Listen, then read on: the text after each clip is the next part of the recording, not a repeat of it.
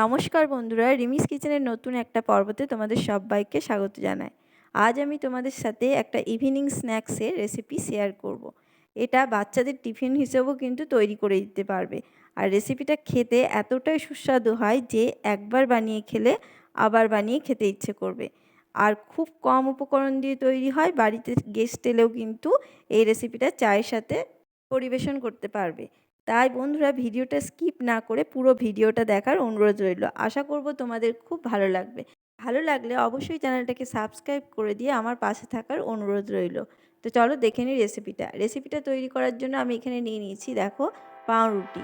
এখানে কিছুটা পাউরুটি নিয়েছি। পাউরুটির এবার সাইডগুলোকে আমি ব্রাউন অংশগুলোকে কেটে নেব। দেখতেই পাচ্ছ, এবার এগুলোকে আমি সাইড অংশগুলোকে কেটে বাদ দিয়ে দেবো। দেখো, আমি এগুলোকে কেটে বাদ দিয়ে দিচ্ছি। এগুলোকে বাদ দিয়ে ফেলে দেওয়ার দরকার নেই, এটাতে কিন্তু ব্রেড ক্রাম্বস তৈরি হয়ে যাবে। তো আমি দেখো চারিপাশ দিয়ে এগুলোকে সমানভাবে কেটে নিচ্ছি।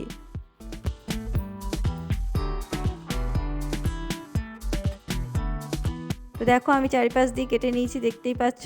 আর এই সাইডের অংশগুলো দিয়ে আমি ব্রেড ক্রাম্বস তৈরি করে নেব। তো চলো তৈরি করি। দেখতেই পাচ্ছ সমস্ত পাউরুটি কিন্তু আমি কেটে নিয়েছি। এবার দেখো এখানে একটা বাটি নিয়ে নিয়েছি। বাটির মধ্যে আমি এখানে দুটো ডিম নিয়ে নিয়েছি। দুটো ডিম আমি এবার বাটির মধ্যে নিয়ে নেব।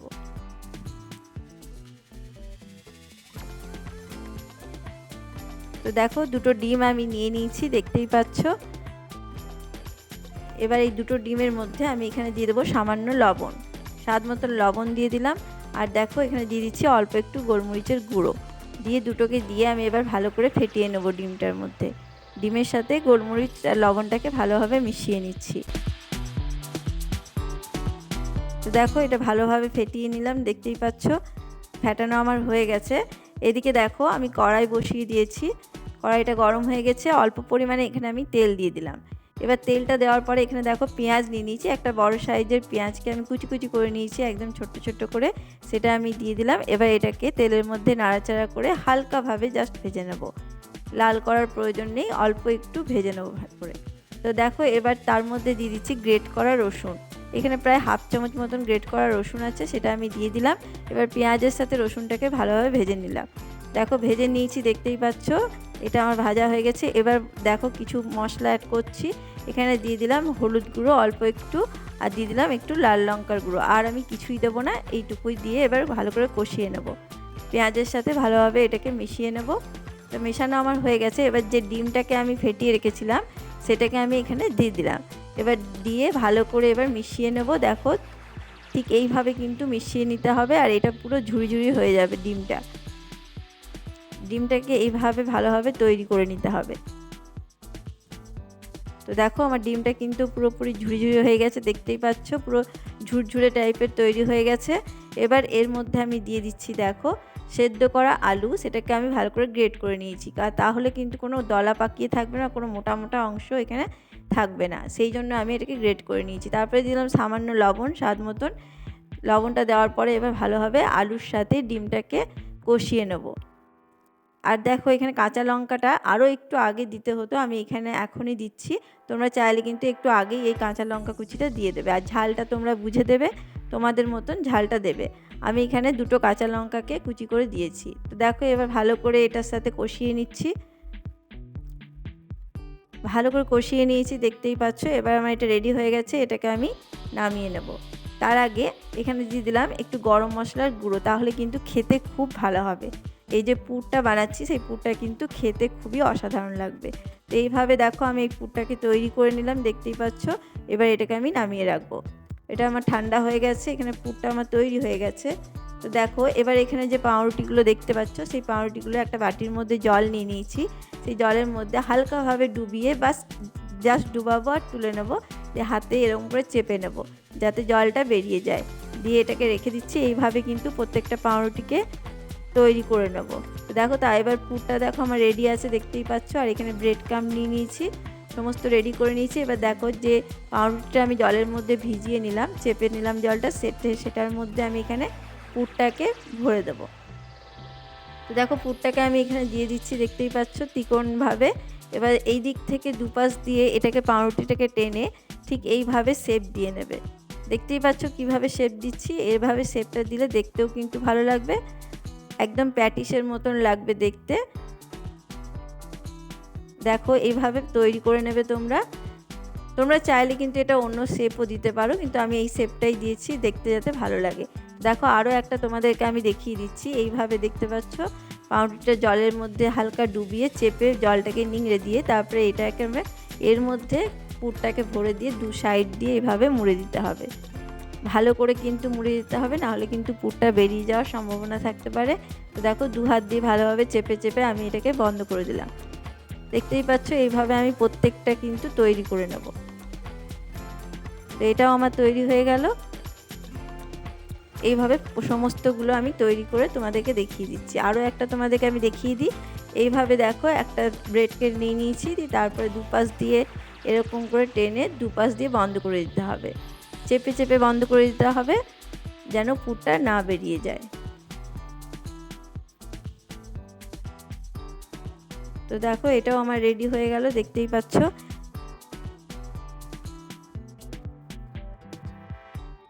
তো এইভাবে আমি প্রত্যেকটাকে তৈরি করে নেব, তোমাদেরকে আমি সমস্তটা তৈরি করে দেখাচ্ছি। দেখো আমার পুরো রেডি হয়ে গেছে, সমস্ত ব্রেডগুলোকে আমি তৈরি করে নিয়েছি, পুরো পুর ভরে নিয়েছি দেখতে পাচ্ছ। তো প্রথমে আমি এগুলোকে পুর ভরে রেডি করে নিয়েছি। এবার দেখো এখানে আমি নিয়ে নিচ্ছি একটা মাত্র ডিমটাকে ফেটিয়ে নিয়েছি, তার মধ্যে একটু সামান্য লবণ নিয়ে নিচ্ছি, দিয়ে লবণটাকে ভালোভাবে ফেটিয়ে নেব। ডিমের মধ্যে মিশিয়ে নিলাম লবণটাকে ভালোভাবে। তো দেখো এটা আমার রেডি হয়ে গেছে। এরপর দেখো যে এখানে ব্রেড ক্রাম্বও নিয়ে নিয়েছি দেখতেই পাচ্ছ। এবার যে পাউরুটি পুরগুলো ভরে রেখেছিলাম সেই পাউরুটিগুলোকে ভালোভাবে ডিমের গোলায় ডুবিয়ে ব্রেড ক্রাম্বের মধ্যে ভালো করে কোট করে নেব। তো এইভাবে দেখো ব্রেড ক্রাম্বগুলোকে ভালো করে লাগিয়ে নিচ্ছি। পুরো ডবল কোট করার দরকার নেই, একবার কোট করলে কিন্তু হয়ে যাবে। তো দেখো এইভাবে কিন্তু ডিমের গোলায় ডুবিয়ে আমি এগুলোকে ব্রেড ক্রাম্বের মধ্যে ভালো করে কোট করে নিচ্ছি। তো একটা আমার রেডি হয়ে গেছে দেখতেই পাচ্ছ। এইভাবে তোমরাও রেডি করে নেবে, দেখতে কত সুন্দর লাগছে দেখতেই পাচ্ছ। এইভাবে প্রত্যেকটাকে তৈরি করে নেব, দেখতে খুবই সুন্দর হয়, খেতেও কিন্তু অসাধারণ হয় এইগুলো, আর পেট ভরা টিফিন এটা। তো দেখো আবারও আমি এইগুলোকে ব্রেডগুলোকে ডিমের গোলায় ডুবিয়ে আবারও ব্রেড ক্রাম্বে কোট করে নিচ্ছি। এইভাবে প্রত্যেকটাকে আমি তৈরি করে নেব। এগুলো একটু আস্তে হাতেই করবে, না হলে কিন্তু ভেঙে যেতে পারে, কারণ এগুলো ব্রেড আছে তো ব্রেডটা নরম হয়ে যায়, তার জন্য একটু আস্তে হাতে করলে এগুলো ভালো হবে। তো দেখো চেপে চেপে আমি পুরো ব্রেড ক্রাম্ব লাগিয়ে নিলাম দেখতে পাচ্ছ। এইভাবে কিন্তু প্রত্যেকটাকে আমি তৈরি করে নেব। দেখতেই পাচ্ছ সবগুলো কিন্তু আমি রেডি করে নিয়েছি। এভাবে দেখতে কতটা অসাধারণ লাগছে। এবার এগুলোকে ভেজে নেওয়ার পালা। তো চলো এগুলো আমি ভেজে নিচ্ছি। তার জন্য আমি এখানে দেখো কড়াইয়ের মধ্যে তেল চাপিয়ে দিয়েছি পরিমাণ মতন। তো একটু বেশি তেলই লাগবে এটাতে। তো এবার আস্তে আস্তে আমি অল্প অল্প করে দুটো দুটো করে ভেজে নেব। তো দেখো আমি দুটো দিয়ে দিলাম, এবার দুটো দিয়ে ভালো করে ভেজে নিচ্ছি। প্রথমে আমি দিয়ে দিয়েছি, তারপরে কিছুক্ষণ অপেক্ষা করার পরে একটা পাশকে আমি উল্টে দেবো। এগুলো ভাজতে কিন্তু বেশি সময় লাগে না, খুব কম সময়ে কিন্তু এটা তৈরি হয়ে যায়। তো দেখো দেখতে পাচ্ছ একটা দিক পুরো কালার ধরে নিয়েছে, আরও একটা দিক উল্টে পাল্টে দুপাশ ভালোভাবে কিন্তু আমি ভেজে নেব। এগুলো খুব তাড়াতাড়ি তৈরি হয়ে যায়, বেশি সময় ধরে কিন্তু ভাজার প্রয়োজন পড়বে না। তো দেখো দুটো পাশই আমার হয়ে গেছে দেখতেই পাচ্ছ।